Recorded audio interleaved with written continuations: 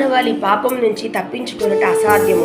మరి మానవాళి మీద ఈ పాపం ఎలా మోపబడిందో మనం చాలాసార్లు దీన్ని మనము మాట్లాడుకొని ఉన్నాము.